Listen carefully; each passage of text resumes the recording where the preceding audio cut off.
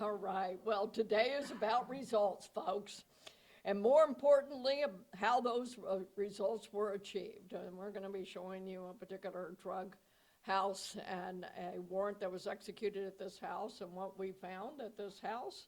But this is about intentional strategies, strong partnerships, and consistent follow through. What you're seeing here is not just a drug operation, but a dangerous intersection of illegal narcotics and high-powered weapons operating within our community, operating within the city of New Orleans. This case is a clear example of what happens, though, when agencies work together and when we share intelligence and we stay focused on the fundamentals. You know that one of my guiding principles is to just be brilliant in the basics. And this is a result of brilliant work. However, the investigation you're about to see was actually led by our partner. The Jefferson Parish Sheriff's Office is the lead agency. And I'm going to turn it over to the Sheriff of Jefferson Parish, our friend, our partner, and he's going to share a little bit, and I'm going to come back and give you a couple of more details, and we're going to show you some pictures. So, Sheriff, please come to the podium and share what you team did. Thank you, Superintendent. We're here today just to show you what we can do in our narcotics division. Our narcotics division has been very successful over the last few years. Coming up and growing up as a young narc like myself, the technology that we use today is just really unbelievable. Following up on cases, whether it's an accidental overdose or whether it's another previous drug arrest that we're making, to be able to do search warrants on cell phones, get information from that to lead us to bigger targets. And certainly that's what happened here today. We were able to take information from previous cases in order to execute two different search warrants, one in Avondale and one in Harvey. Both led to extensive marijuana grows inside the house. One was an active grow with active marijuana plants. The other one was set up for operations, just wasn't in the planning process yet, although it was completely ready to start planning at that location. Utilizing that and the individuals that were arrested in the Jefferson Parish cases, we developed another case inside the city of New Orleans. We have always had a very great partnership with our friends at NOPD, utilized them and started working on a house that we were able to develop from our first two investigations and partnered with NOPD, which led us to the third search warrant. And I'll let Chief take back over. Okay. We're going to give you some statistics and we're going to show you some pictures. Have you already started the roll on the pictures here? Okay. So what happened was that the sheriff's office contacted us and we executed the warrant in our city limits. So the house that had a search warrant against it was 3711 Plymouth, which is in the 4th District over in Algiers. Okay. Now, as you start seeing some of these pictures, what we found in this house is as follows. We recovered 50 firearms, including weapons that had been modified to be fully automatic, which means they become machine guns. The individual connected to this location has been identified as Long Pham, P-H-A-M. And there is an arrest warrant for him, so I'd recommend to him, come on in, because we will find you no matter where you are. The U.S. Marshals will find you if you're out of our state, but if you're local, you might as well come in. He will face the following charges: manufacturing and distribution of narcotics, possession with intent to distribute multiple controlled substances, possession of firearms and furtherance of drug activity, and the illegal possession of machine guns. The case highlights truly this intersection between narcotics and drugs. We in our local community, in the greater New Orleans community, have gone back to really putting a lot of attention on narcotics. Whenever you work narcotics, you are going to find guns. They are one and the same in terms of you'll find one, you're going to find the other.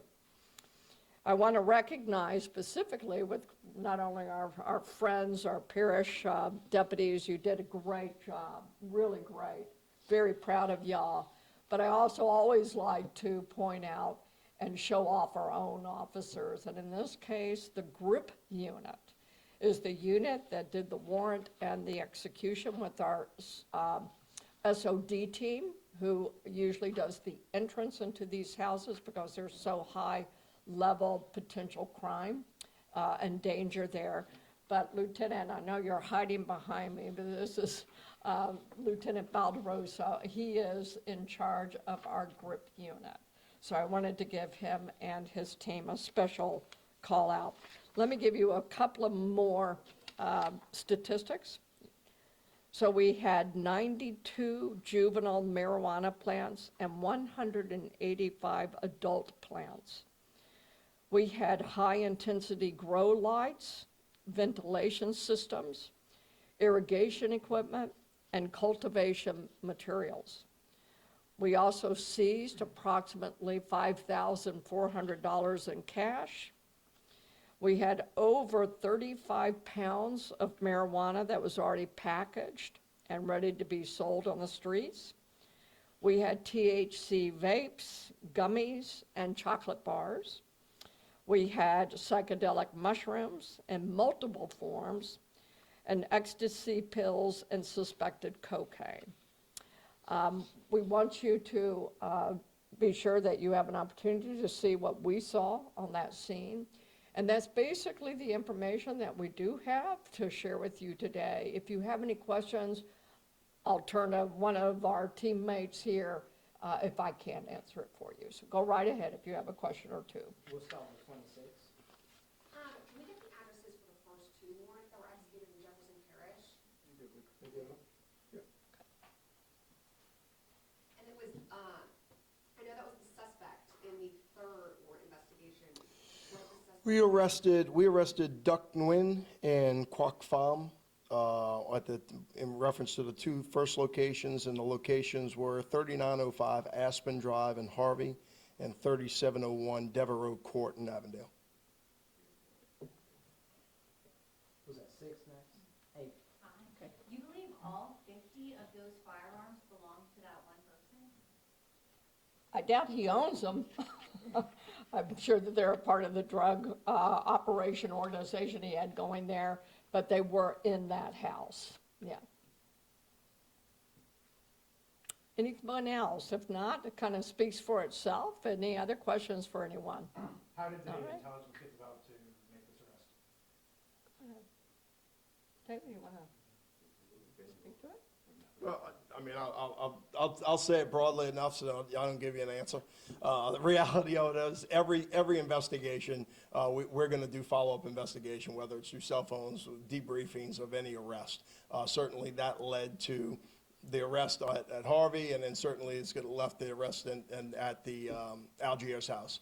I'm not going to give you specifics on what, but through individuals, whether it's electronic or individual means, we were able to develop those houses. And then we do surveillance on those houses to corroborate it. What charges do they face at this point? I think they have multiple charges that they're Yeah. still wanted for. On the third suspect, do y'all have the actual arrest of what we? We have the charges in the slideshow.